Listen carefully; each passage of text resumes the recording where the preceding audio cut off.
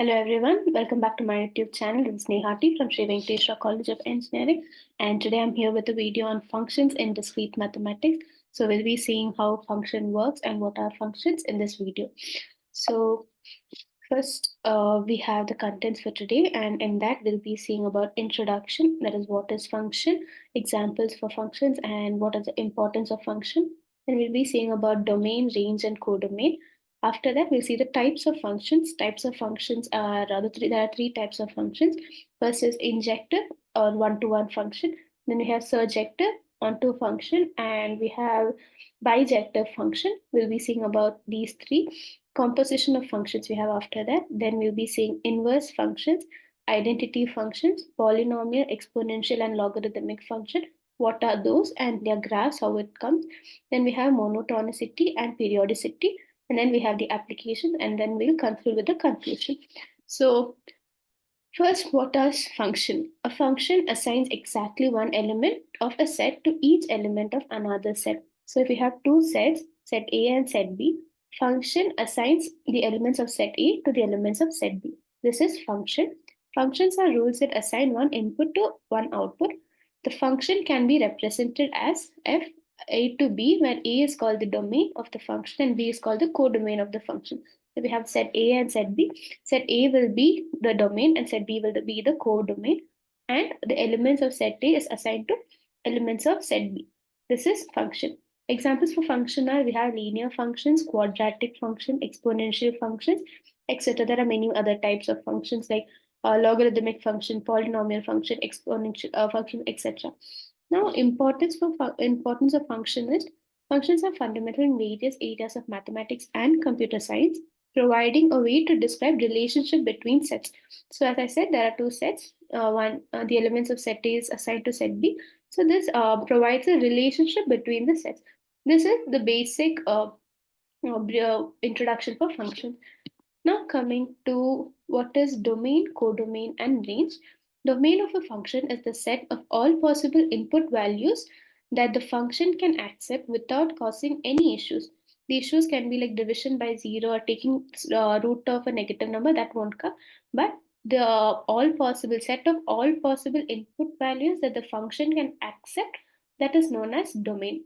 So what will be the range? Range will be the set of all possible output values that the function can produce when you plug in the values from domain.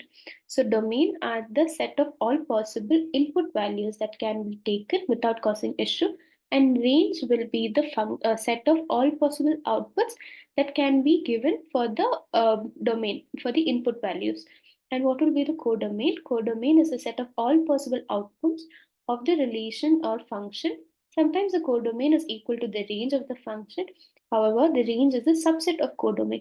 So codomain is the same. That is it is the set of all possible outputs that can be taken, that can be given for the input for the given for the domain, and this can also be equal to range at sometimes. But range is a subset of the codomain. So this is about range, codomain, and domain. Now coming to types of functions, there are three types of functions: injective, surjective, and bijective. We'll be seeing above each one by one. First is the injective or one-to-one function. As the name suggests, it is one-to-one. That means one element of set A will be given assigned to exactly one element of set B, and that won't this element of set B, which won't be given to more than one element from set A. So it is a one-to-one connection. You can read the definition. One-to-one functions define that each element of one set, say set A, is mapped with unique element of another set, say set B. That means that one term is assigned to another term of set B, but this cannot be given to any other elements from set A. That is one-to-one function. A function G is one-to-one if every element of the range of G, range is this one of G, corresponds to exactly one element of the domain of G. This is one-to-one and it's written as 1-1. Examples are f of x is equals to 2x, f of x is equals to x plus 3. They give unique values. That's why it gives us one-to-one function. Okay, now we have the surjective or onto function. In this, If for every element of B there is at least one or more one or more than one element matching with A, then the function is said to be onto or surjective function. That means that here every element of B should be given to at least one element of A. See, even if there are two elements of A given to B, it doesn't matter in surjective. What matters is every element of B should have at least one or more than one element assigned by A. Okay. So here this is a surjective because every element of B is given to any other element of A. But here it's not surjection because one element, this 4 is left out. It is not assigned to any element from set A. So it is not a surjection. A function f is surjective if every y in the codomain is mapped by at least one x in the domain. Okay, so every element from set B should be mapped to at least one element from set A. That is surjection. Examples: f of x is equals to x power 3.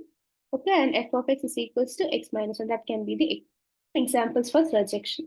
So now bijective function, it is also called as one-to-one correspondence. Bijective, the word itself is bijective. So it is a mixture of injective and surjective function. Okay. A function is said to be bijective or bijection if a function f, if A to B satisfies both injective and surjective. It should satisfy both the conditions of injective and surjective properties. It means that every element of B in the codomain capital B is exactly an element A in the domain capital A such that f of A is equals to f of B. In simpler terms, if we say it in bijection, both the conditions of injective and surjective should be satisfied.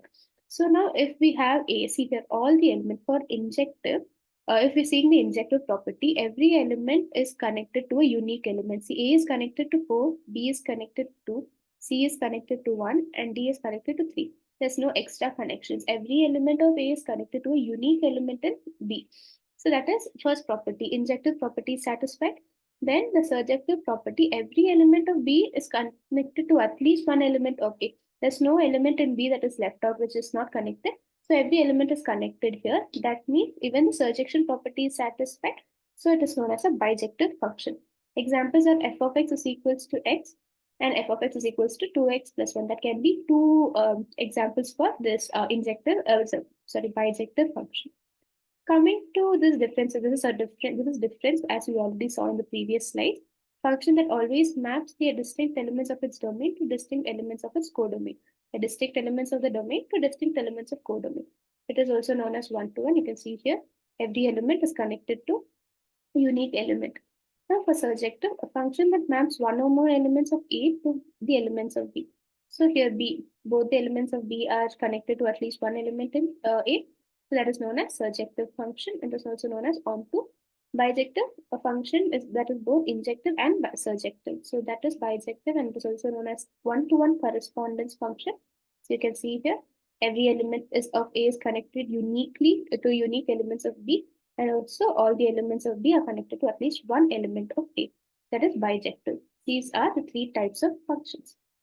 Coming to composition of functions, composition of function is the building of a complex function. Composition of a function is the building of a complex function. We'll make complex function using simple functions. Okay, this is composition of a function.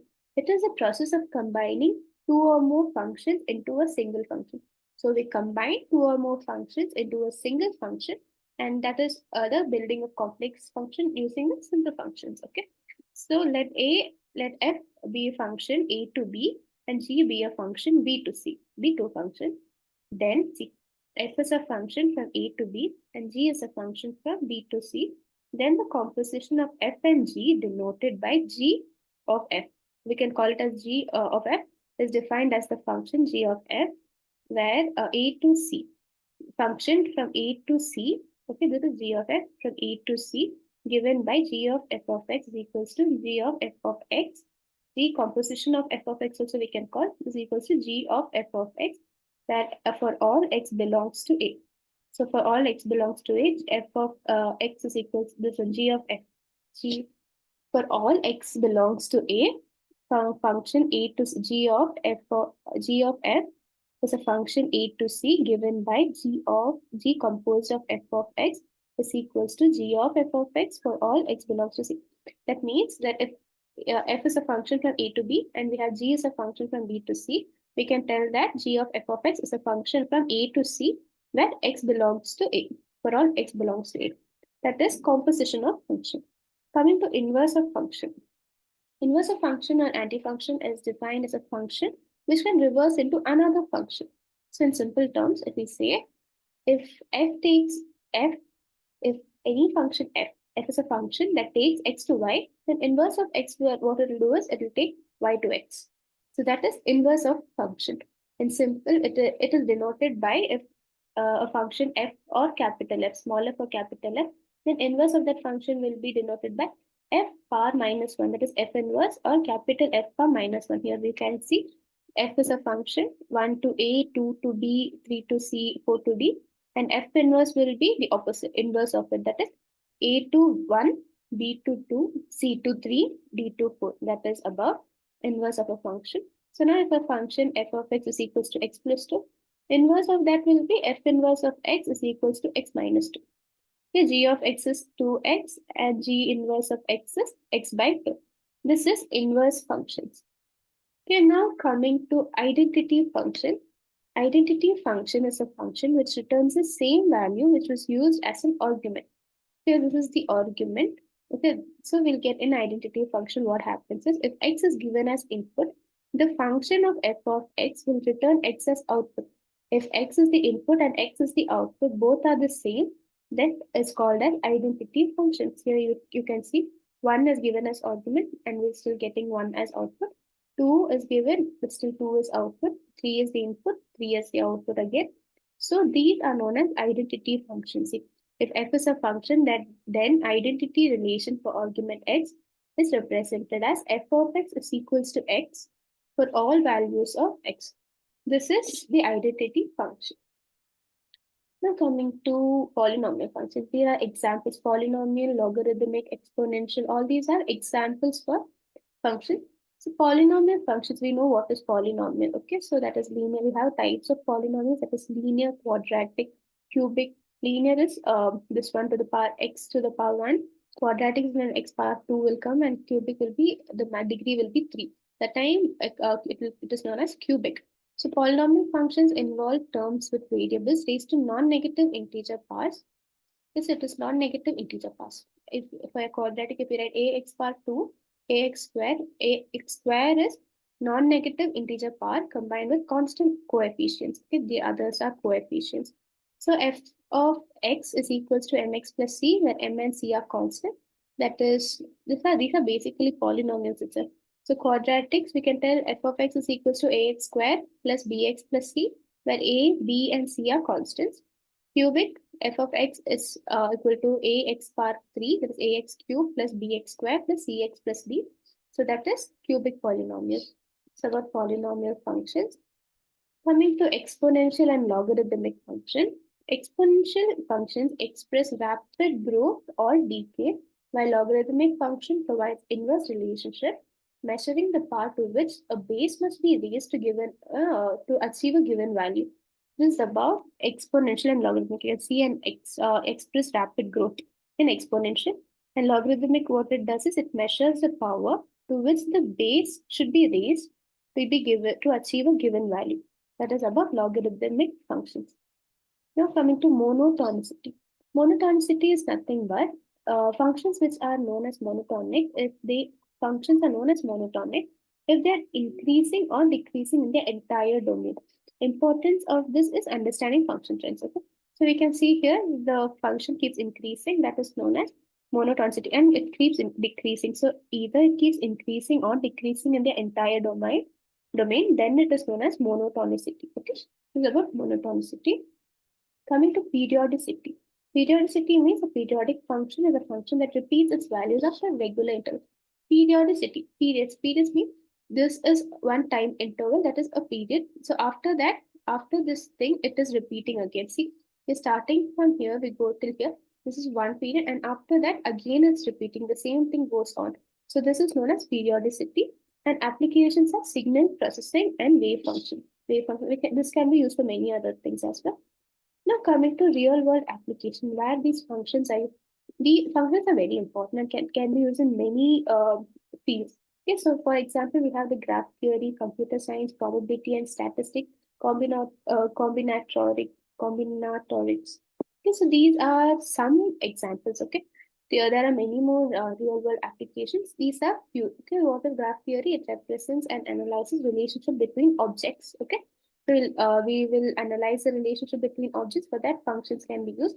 In computer science, to develop algorithms and data structures. In probability and statistics, it models random events and analyzing data. In combinatorics, it counts the arrangements and combinations. So this is why functions are very important. There are many more applications, but I've mentioned only four over here. Now, coming to the conclusion, functions in discrete mathematics serve as fundamental tools for modeling relationship between sets. We already said that, offering precise mappings that preserve unique elements and ensuring structured transformation by exploring properties such as inductivity, surjectivity, and bijectivity. We not only classify functions but also harness their power to solve diverse computational and theoretical problems. Understanding these properties not only enhance our ability to analyze discrete structures, but also lays a foundation for exploring more complex mathematical and computational frameworks. So basically, there are many applications for functions. And in this video, we saw about injectivity types of functions, that is injectivity, surjectivity, and bijectivity. Then we also saw composition of functions, how it did. Then we saw about the identity inverse and such thing. So I hope this video was helpful in understanding about function. So if you like this video, please do like, share, and subscribe. And so I'll be winding it up now. Thank you for staying till the end. Thank you.